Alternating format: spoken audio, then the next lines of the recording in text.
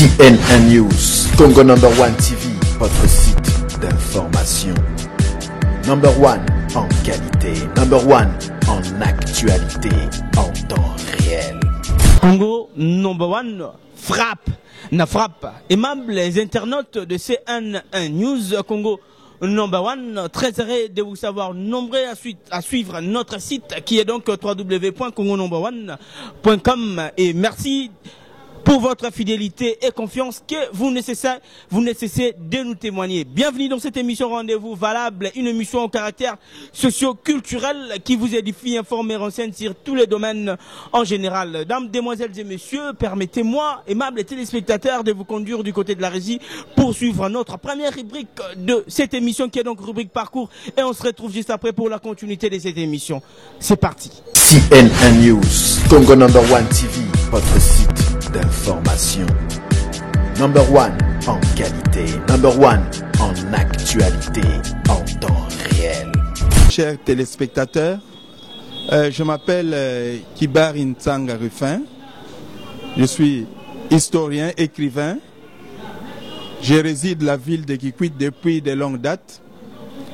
Je me suis, après mes études de licence en histoire et sciences sociales, je me suis beaucoup intéressé à écrire surtout les grands événements qui se passent ici dans notre ville de Kikwit. C'est ainsi que ici à Kikwit, j'ai déjà écrit 2 livres sur le virus Ebola Kikwit, mythe, mystère ou réalité. Le second livre, c'est aussi le virus Ebola Kikwit, mythe, mystère ou réalité, et 15 ans après.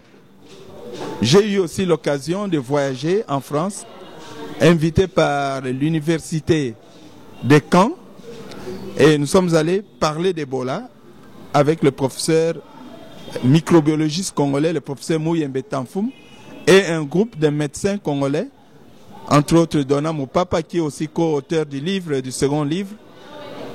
Et nous avons là, à Caen, parlé, donné l'information sur le virus Ebola. C'était en 2005. Voilà, de retour sur ces plateaux aimables téléspectateurs de CNN News. Vous avez compris, notre invité du jour, Monsieur Rufin, l'historien, bien sûr, qui réside ici à Kikwiti. Donc, on va entretenir avec lui tout au long de cette émission. On va, pourquoi pas, aborder aussi des sujets qui actuellement fait l'engouement dans le monde entier. Donc, concernant le virus Ebola, il va essayer un peu nous parler là-dessus. Monsieur Rufin, bonjour. Bonjour. Je rappelle que vous êtes historien, ici dans la ville de Kikwiti. Vous, en tant qu'historien, pourriez au moins nous dire quel sentiment qui vous avait animé pour écrire un livre concernant le virus Ebola? Oui, merci beaucoup. Le sentiment qui m'a poussé à écrire les livres, d'abord, moi, je suis un historien. Un historien ne rate jamais les événements. En plus, l'historien met par écrit l'événement ou les événements qu'il a vécu. Donc, d'abord, en tant qu'historien, je ne pouvais pas rater un événement.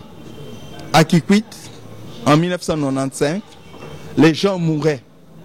Et c'était la première fois qu'on voyait les gens mourir en chaîne. Par jour, on pouvait avoir 10 à 15 personnes qui mouraient d'une maladie étrange. Et ça m'a beaucoup marqué. Donc, d'abord, en ma qualité d'historien. Deuxièmement, si j'ai écrit, c'est parce que j'avais chez moi à la maison connu un enfant de 27 ans qui avait contracté le virus Ebola. Alors, j'ai moi-même souffert avec lui en ce qui concernait surtout la mise en quarantaine chez moi à domicile.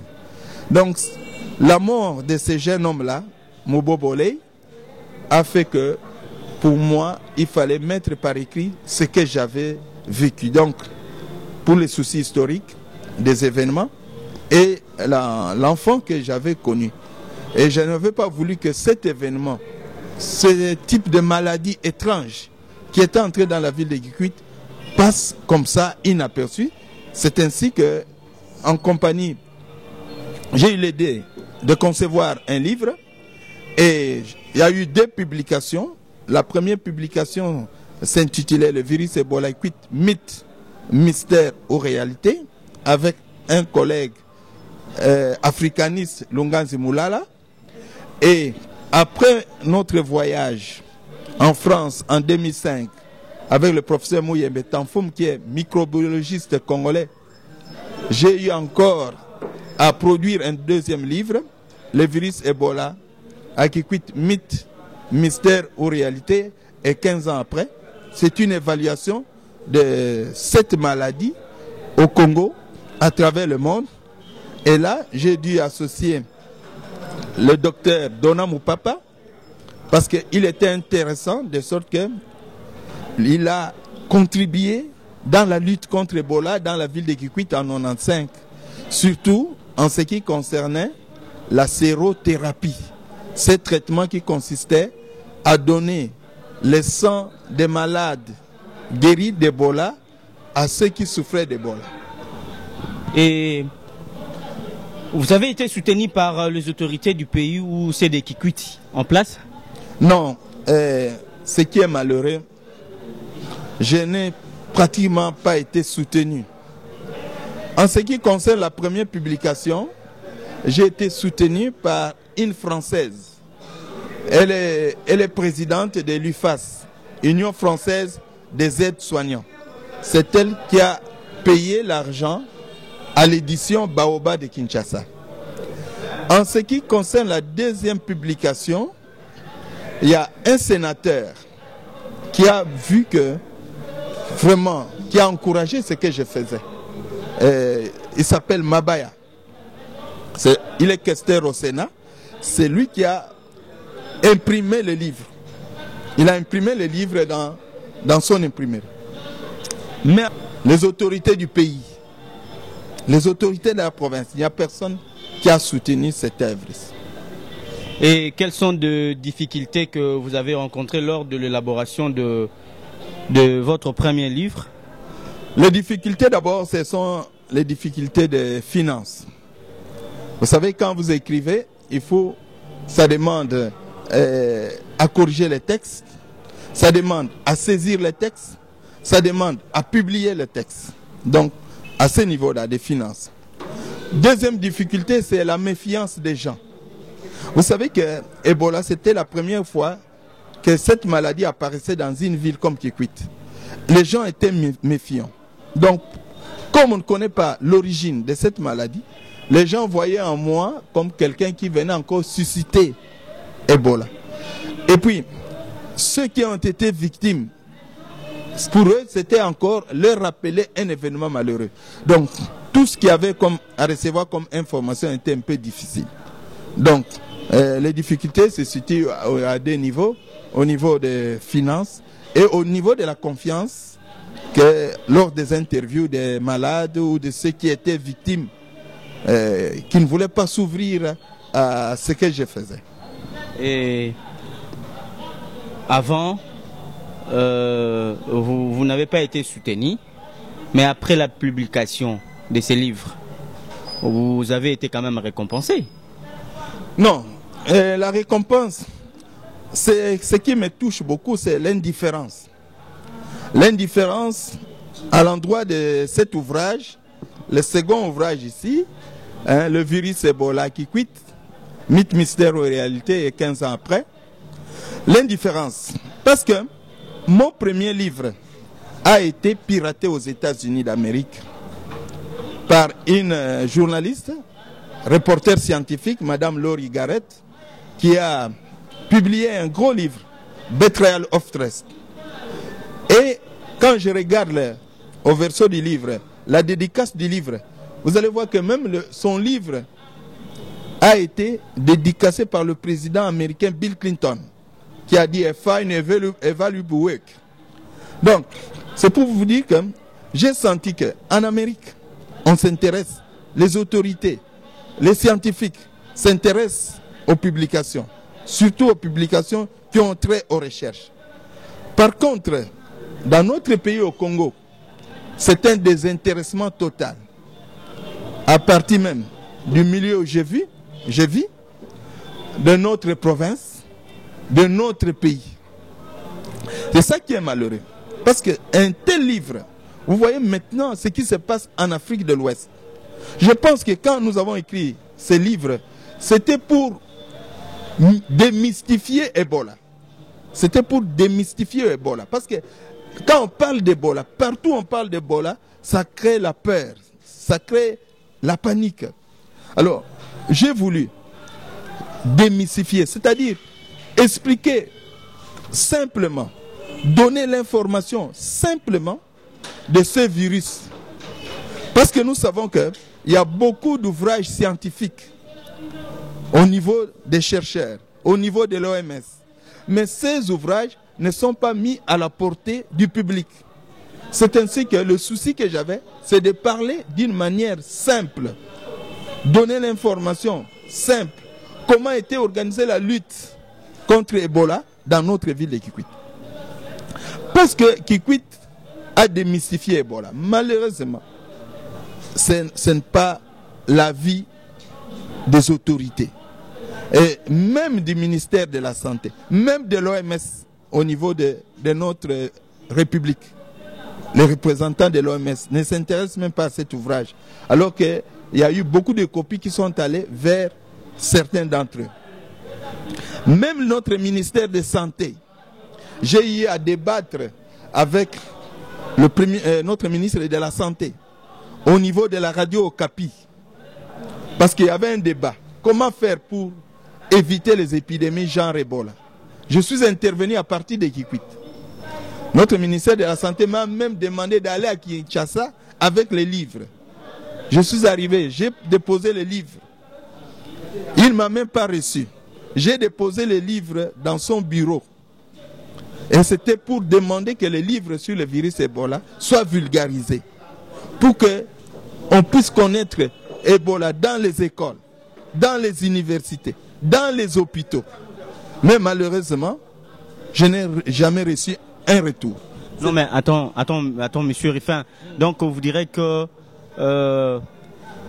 cela n'a pas été fait. Cela n'a pas été fait dans ce sens que le livre n'a jamais été vulgarisé. Donc le retour que je m'attendais, c'est qu'on puisse produire encore davantage ces ouvrages pour remettre aux écoles, pour remettre aux universités, pour remettre aux zones de santé, pour remettre aux hôpitaux, pour remettre aux dispensaires. Parce que le grand problème, c'est quoi? C'est le manque d'information. Et puis, comme je vous ai dit ici, le titre du livre, c'est « Le virus Ebola à Kikwit, mythe, mystère ou réalité ».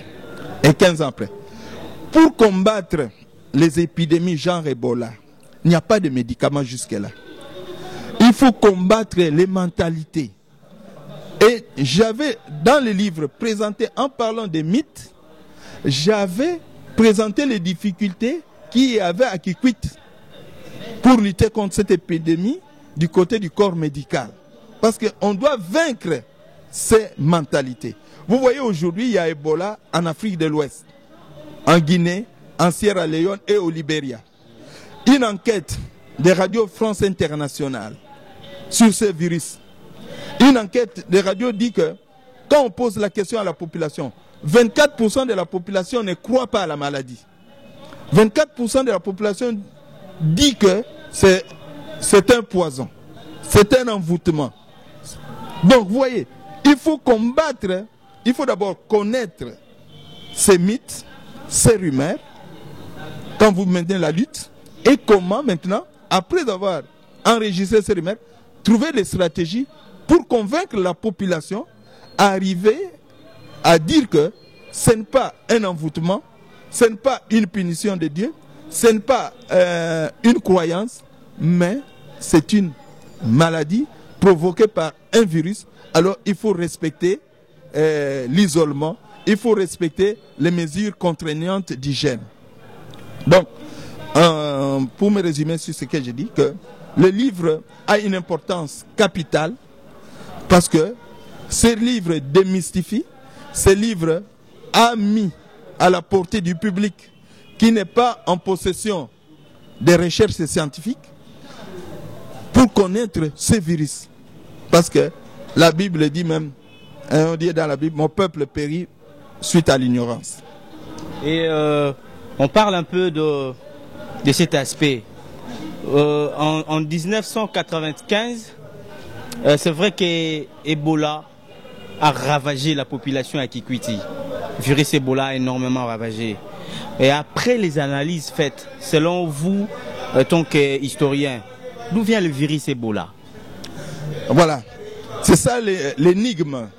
C'est ça l'énigme.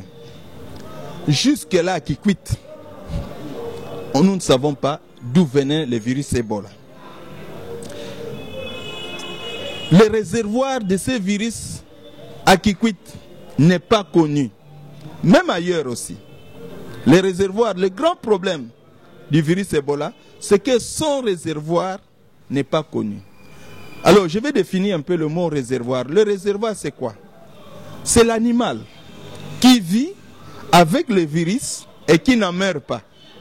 Donc, l'animal qui vit avec le virus, mais qui ne meurt pas de ce virus.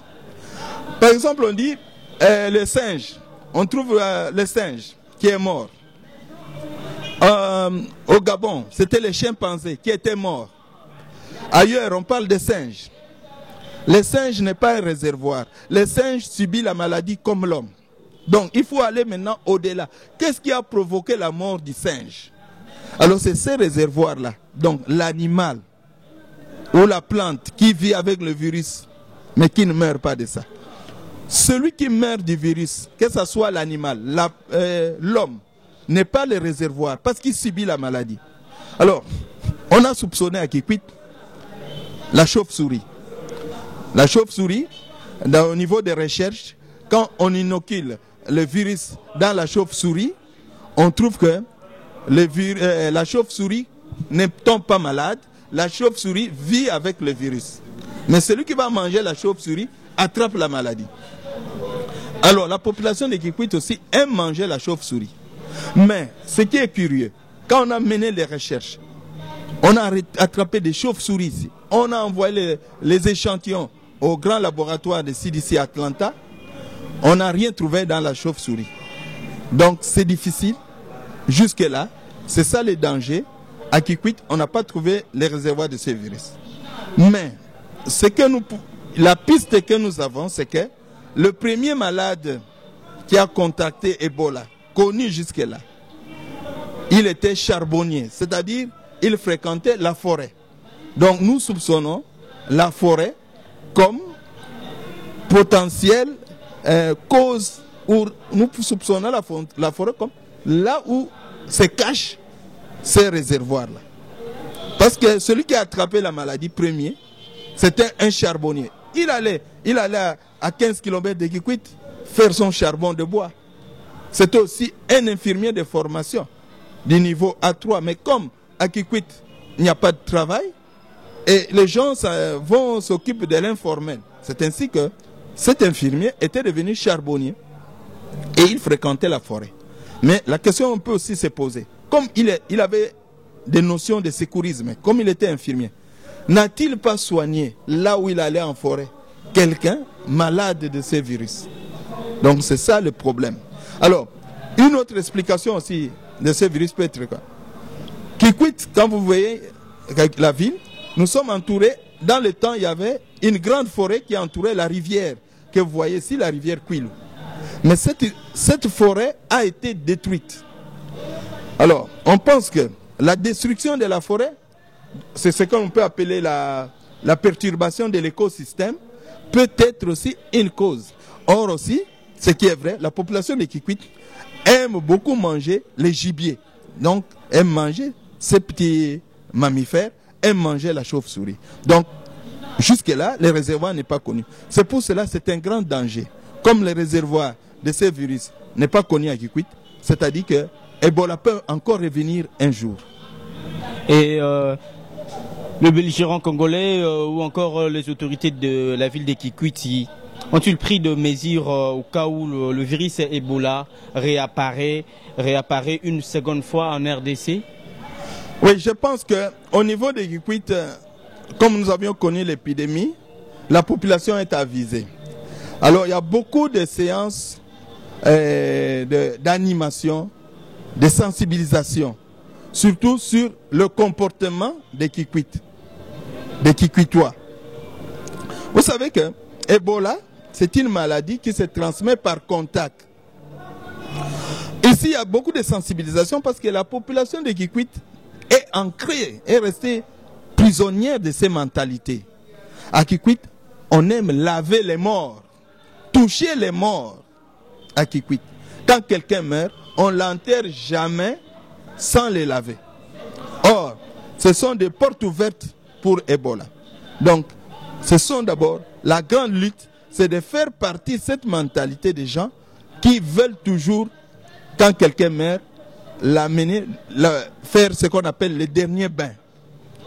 Quand c'est un homme, les jeunes hommes vont, on déshabille le mort, on les nettoie sans matériel de protection, c'est-à-dire sans gants. Or, c'est ça le mode de contamination d'Ebola. Ebola se transmet par contact. Cette mentalité-là, on est en train de combattre ça. Au niveau des hôpitaux, le manque d'hygiène est là, même dans les hôpitaux. Le port des gants qui est souvent recommandé pour des malades suspects, ça n'est plus respecté.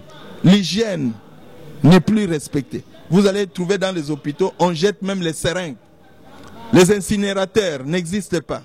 On jette les seringues même à travers les pavillons, les chambres. C'est ça les grands dangers que nous sommes en train de connaître ici. Mais on fait un effort. Les agents sanitaires, la mairie et nous-mêmes, moi-même, pour sensibiliser les gens. Maintenant qu'il y a Ebola en Afrique de l'Ouest, nous sommes en train de sensibiliser les gens pour qu'on fasse attention, sur les gibiers, ces animaux qui viennent de la forêt. 2, sur le respect que nous avons à l'endroit des morts, c'est-à-dire éviter de nettoyer les morts. 3, pour la propreté dans les hôpitaux. Et puis, pour les morts, il faut aussi savoir que on a l'habitude, quand quelqu'un meurt, de les garder même 3 jours ici, en train d'attendre la famille qui vient soit de Kinshasa, soit de l'Europe, soit de l'Angola. Et tout ça, or, quelqu'un qui est mort d'une maladie suspecte, il n'y a pas seulement Ebola qui est contagieux. Il y a l'hépatite, il y a une sorte d'hépatite qui est contagieuse. Il y a aussi la méningite qui est contagieuse. Donc pour ça, il faut éviter toujours de toucher. Donc il y a cet effort-là. Et puis, il y avait aussi un autre effort. On avait l'habitude d'enterrer les gens là où on enterrait les malades d'Ebola, ceux qui sont morts d'Ebola. Mais la mairie a pris des décisions pour que ces morts ne soient plus, des gens qui meurent, on les enterre plus à côté des cimetières Ebola. Et est-ce que ce livre que vous avez publié a été seulement présenté aux autorités congolaises? Oui, le livre, comme je venais de dire, au niveau des Kikwit, je l'ai présenté d'abord au niveau des autorités. Je l'ai présenté au niveau des étudiants. Je l'ai présenté, j'ai même fait des copies à notre gouverneur. J'ai même dit ici que je suis allé voir le ministre de la Santé qui a une copie. Dernièrement, j'étais à Kinshasa. J'ai même transmis ça à notre Premier ministre. Donc, tous... Qui est donc Matata Pogno. Matata Pogno. Tous ont cet ouvrage. Mais, il n'y a pas une réaction positive. La réaction positive, c'est quoi? C'est me demander, mais, M. Kibari, en tout trouvant que, même faire un commentaire, qu'on puisse vulgariser les livres, c'est-à-dire multiplier davantage ces livres, qu'ils soient connus, et puis que les livres soient distribués, si c'est l'État congolais qui prend en charge, ces livres soient distribués dans des écoles de sciences infirmières, dans les universités, au public. Vous savez que quand il y avait Ebola ici à Kikwit, quand on a dit seulement, le professeur Mouyembe a dit que la cause des morts de Kikwit est provoquée, l'agent causal est provoqué par un virus du nom d'Ebola, mais même les infirmiers, même les médecins ont fui les hôpitaux. Donc c'est pour vous dire que manque d'information. À l'époque, il y avait un manque d'information sur ces virus. Donc c'est ça. Moi, ce que je m'attends, c'est que dans notre pays, qu'on puisse vulgariser ces livres. Il y a beaucoup d'argent dans notre pays. La science est négligée pour des futilités. Moi, pour vulgariser ces livres, j'ai besoin de 20 000 $. Aller à l'édition, multiplier les livres, j'ai besoin de 20 000 $. Mais quand vous demandez 20 000 $ dans notre province, 20 000 $ à notre ministère de Santé, dernièrement, j'ai demandé 20 000 $ à notre Premier ministre. Mais ils vous disent non, ce n'est pas prévu dans notre budget. Voilà comment la science est négligée. Ce n'est pas prévu, mais nous voyons qu'on affecte beaucoup d'argent à ce qui n'est pas la recherche. Or, un peuple, un pays qui néglige la recherche est voué à la perte. Parce qu'il y aura des maladies qui vont entrer. Vous voyez maintenant, ce qui se passe doit beaucoup nous interpeller en Afrique de l'Ouest. Ils n'étaient pas informés sur Ebola. Il y a plus de 1 million de morts. Mais nous, ici, on a eu seulement 244 morts à Kikwit. Donc, c'est pour vous dire que l'information est très importante. L'information démystifie la maladie. Parce que les gens peuvent croire que les gens là qui sont en train de mourir peuvent dire peut-être qu'Ebola là-bas se transmet par air. Non, peut-être c'est par contact. Je sais qu'il y a des Ebola qui se transmettent par air. Mais en général, c'est par contact. Donc, c'est pour dire que dans notre pays, il y a de l'argent. Mais cet argent n'est pas souvent affecté à ce qui est essentiel. La recherche est négligée. Nous devons faire un effort, nos autorités doivent faire un effort d'ouvrir les cœurs pour affecter beaucoup d'argent à la recherche.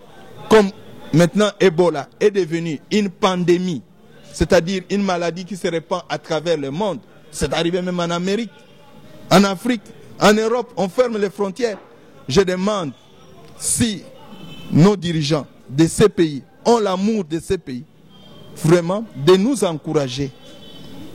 Encourager tous ceux qui font la recherche, comme ce livre-ci sur le virus Ebola. Monsieur Rifin Kibari, comme vous avez parlé de notre Premier ministre Matata Mponyo, que vous avez rencontré dernièrement, avez-vous aussi rencontré le ministre de Santé? Non, je vous dis qu'au niveau du ministre de la Santé, il y a eu un débat au niveau de la radio Okapi. Moi, j'intervenais à partir de Kikwit sur Ebola. Lui intervenait à partir de Kinshasa. C'est lui-même qui m'a dit, mais je n'ai jamais su qu'il y a un livre.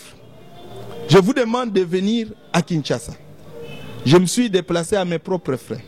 J'ai amené les livres. Je suis arrivé même au ministère de la Santé. Il ne m'avait jamais reçu. J'ai remis, il m'a demandé de remettre ces livres à son secrétariat. Donc, je n'ai jamais vu le ministre de la Santé qui m'a appelé face à face pour discuter un peu de ce que moi, je souhaitais. Parce que Ebola, la lutte contre les épidémies genre Ebola, n'est pas seulement une affaire de médecins. C'est multisectoriel. Il faut que tout le monde... Bon, pour lutter contre Ebola, il faut impliquer les agents de santé. Il faut impliquer les agents des églises, les leaders d'opinion dans les églises. Parce qu'un pasteur peut même dire que non, Ebola, ce n'est pas une maladie, c'est une punition de Dieu. Alors, chassez les agents de sensibilisation. Ils vont fuir. Donc, il faut l'intéresser. Donc, dans ce livre, nous sommes en train de montrer les pistes de recherche, comment lutter contre Ebola. Intéresser aussi le média, bien sûr. Les médias, voilà. Mais curieusement, le ministre de la Santé avait reçu les médias. Vous étiez bien reçus là-bas. Parce que j'ai vu, il y avait beaucoup de gens, des chaînes de télévision qui étaient reçus par le ministre de la Santé. Mais moi, je n'étais pas reçu. Moi, il m'a demandé de déposer les livres au secrétariat. Est-ce que le ministre de Santé avait débloqué une somme d'argent pour la campagne, pour vulgariser? C'est là aussi se passe le problème dans notre pays. S'il ne m'a pas reçu, est-ce qu'il pouvait débloquer l'argent? Parce qu'il n'a pas vu la personne qui a écrit les livres. Donc c'est ça qui est malheureux, c'est minimiser les gens. Je vous ai dit que mon premier livre sur Ebola, qui est piraté aux États-Unis par Madame Laurie Garrett, qui me suit, parce que je lui ai écrit pour dire que telle page, ce sont mes passages que vous avez piratés. Mais son livre a été dédicacé même par le président Bill Clinton. Il a fait des commentaires derrière le gros livre de Madame Garrett, Betrayal of Trust. Tout le monde s'est intéressé à cet ouvrage, alors qu'elle n'est que journaliste scientifique, comme moi aussi, historien scientifique. Donc je m'intéresse à l'histoire de la maladie. Parce que l'historien, il faut connaître l'historien. L'histoire, c'est la science qui étudie le passé de l'homme. Donc nous étudions tout ce qui a trait au passé de l'homme.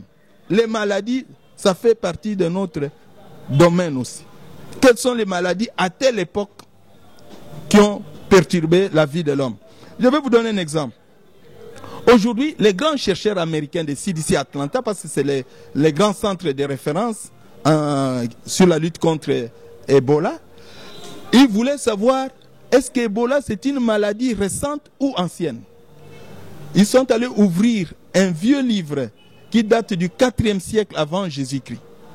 Ce livre, qui date du 4e siècle avant Jésus-Christ, était écrit par un historien grec du nom de Thucydide. Donc l'historien grec Thucydide avait écrit sur une maladie qui tuait les gens en Grèce. Thucydide avait intitulé son livre « La peste noire en Grèce ». Alors Thucydide avait décrit tous les signes, comment ces gens mouraient. Quels sont les signes qu'ils présentaient? Les signes cliniques. Aujourd'hui, le CDC Atlanta a commencé à lire les livres de cet historien comme moi. Et ils sont arrivés à la conclusion, les chercheurs de CDC Atlanta sont arrivés à la conclusion que cette maladie qu'on appelait en Grèce la peste noire, c'était provoquée par le virus Ebola. Donc aujourd'hui, le CDC Atlanta a pour conclusion, les chercheurs disent que Ebola c'est une vieille maladie. Et en 1995, le virus Ebola fait combien de morts ici dans la ville de Kikwiti? Il y a eu 315 cas et il y a eu 244 décès. À peu près 70%, le taux de mortalité était de 70%. Donc sur 315, il y avait 244 décès. C'est-à-dire qu'il y a eu des gens qui étaient guéris d'Ebola d'une manière spontanée et d'autres avaient subi ce qu'on appelle la sérothérapie. Donc on a soigné ces malades par le sang des gens qui étaient guéris d'Ebola. Vous, en tant qu'historien, message pour le gouvernement congolais et les autorités de Kikwiti, en commençant par le gouverneur? Bon, en tant qu'historien, mon message est celui-ci. Nous avons connu Ebola à Kikwiti. D'ailleurs, les gens disent partout, même en Afrique de l'Ouest, on dit que c'est une maladie qui a commencé au Congo. Mais je sais que ça a débuté au Soudan et au Congo en 1976. Et c'est arrivé à Kikwit en 1995. Après Kikwit, la maladie est allée au Kasaï occidental, à Kampungu, en 2007. Après Kampungu, la maladie est allée dans une autre cité du Kasaï occidental, à Kalwamba, en 2008. Donc, c'est pour dire que cette maladie est endémique au Congo. Elle circule. D'ailleurs, aujourd'hui, vous apprenez même dans la province de l'Équateur. Vous suivez la radio Okapi. On est en train de dire qu'il y a 64 personnes décédées d'une fièvre hémorragique. Le virus Ebola provoque la fièvre hémorragique. Mais bientôt, vous allez apprendre que ces gens sont morts de la fièvre Ebola. Bientôt. Parce que je viens de recevoir même un coup de téléphone de quelqu'un, parce qu'il sait bien que je m'intéresse, j'écris sur cette maladie. Non, mais un instant, monsieur. Oui. Vous parlez de ça, oui. Mais on parle de cas d'Ebola en Afrique de l'Ouest. Oui. Donc, jusque-là, l'Afrique centrale est épargnée de ces virus Ebola. Jusque-là, c'est épargné. Mais on vient de dire qu'il y a 64 personnes mortes, même les infirmiers qui les soignaient au Congo, dans la province de l'Équateur. C'est l'information que vous suivez maintenant.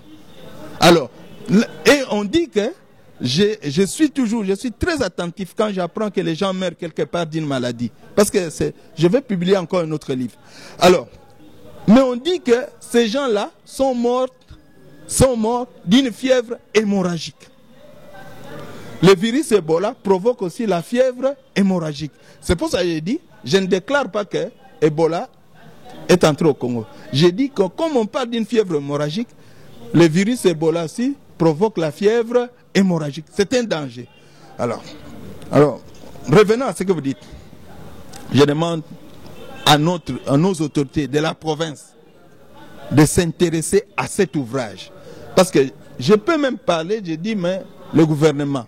Mais je commence d'abord par la province. La province, il néglige même l'historien que je suis. Néglige même les livres. Parce que nous, comme à Kikwit, on a connu cette maladie. Le virus Ebola est comme ce voleur-là qui revient toujours au lieu du crime. Vous voyez, quand on a tué quelqu'un, vous allez voir le matin, beaucoup de gens arrivent. Le voleur revient. C'est-à-dire quoi? Un jour, comme on ne connaît pas les réservoirs de ces virus à Kikwit, le virus Ebola peut revenir encore à Kikwit. Cela signifie que je demande aux autorités de continuer, de ne pas continuer, mais d'aider ceux qui font un effort pour réfléchir sur cette maladie, de les aider. Il y a aussi de l'argent dans la province. Mais jamais on affecte aussi cet argent à la province pour les livres, pour la culture, pour la recherche. Parce qu'il y a un ministère dans la province, un ministère de culture, un ministère de recherche. J'interpelle aussi notre gouverneur. Parce que Ebola est venu à Kikwit. Il est encore à Kikwit. C'est-à-dire que dans les réservoirs, là, caché quelque part, il attend un moment pour rebondir encore. Donc, que notre gouverneur aussi ouvre, soit sensible aux écrits, à la recherche que je suis en train de mener. Parce que aussi chez nous, on dépense beaucoup d'argent pour le football. Hein? L'équipe qui doit se déplacer, on dépense l'argent. Mais pourquoi on ne dépense pas aussi l'argent au niveau de la province quand vous demandez mais aidez-moi un peu pour continuer à réfléchir sur cette maladie. On vous dit non, attendez le budget. Mais quand on donne l'argent pour le football, déplacer les équipes, ce n'est pas mauvais. Je dis que ce n'est pas mauvais de dépenser l'argent. Comme vous dépensez l'argent pour le football, dépensez aussi l'argent pour la culture, pour la recherche. Et jusque-là, en République démocratique du Congo, il n'y a aucun cas qui a été signalé dans toute l'étendue, à part ce que vous venez de dire à l'Équateur. Il n'y a aucun cas, à part l'Équateur, qui a été signalé. Voilà. Vous savez que ce virus, partout où il passe, il crée la panique. Je vous dis, quand on vous dit quelque part qu'il y a Ebola, vous allez voir même les équipes de football. Vous avez suivi. Seychelles n'est pas allé au Libéria. Ça fait peur, ça crée la panique. Parce que vous n'avez jamais vu. C'est une fièvre hémorragique. C'est-à-dire quelqu'un qui attrape cette maladie attrape des saignements généralisés. Il y a le sang qui sort même par la bouche, par les narines, par les yeux. C'est vraiment une bombe. On ne veut pas dire, mais je dis, déjà à l'Équateur, on parle d'une fièvre hémorragique. Hier, on me téléphone à partir de Kinshasa qu'au niveau de l'hôpital Mama Yemo, il y a un cas de fièvre hémorragique. Donc, on ne sait pas. Maintenant, il faut déterminer. Cette fièvre hémorragique est provoquée par quel virus? Parce que la fièvre hémorragique peut être provoquée par plusieurs sortes de virus. Mais Ebola est suspecté. Parce que maintenant, c'est devenu une pandémie et c'est un peu partout. Et chez nous au Congo, nous devons toujours être prudents parce que la maladie circule. Donc, que les autorités du niveau de la province s'ouvrent pour cet ouvrage, encourager les recherches. Ce que je dis pour la province, c'est aussi pour le pays. Ok, merci beaucoup. Je rappelle que vous qui venez de se joindre à nous sur www.congonumber1.com, c'est un rappel ou que personne ne peut s'en passer. Vous devez savoir qu'aujourd'hui, rendez-vous valable à inviter pour vous, Monsieur Rufin Kibari Ntsanga, qui est donc historien ici dans la ville de Kikwiti. Donc moi personnellement, j'ai dit un grand merci à mon boss Abeba Lipordo, que je respecte tant, et à Marlène Kassanga, journaliste à San Intervina Maman Maria. Merci à toi Georges Watina, les sauveurs de l'humanité, Betty Like Tentation, la grande dame. de Paris. Merci à Blandine Pemba, propriété Tinadine Zaka, Diesola, les Mignons de Paris. César Loboko, siège Yamasolo. L'album nous annoncé bientôt. Grand Mosenge. Merci beaucoup à Papi Massamba Sambale. Moi, je vous quitte déjà dans l'espoir de vous retrouver très prochainement. CNN News, Congo Number One TV, votre site d'information. Number One en qualité, Number One en actualité, en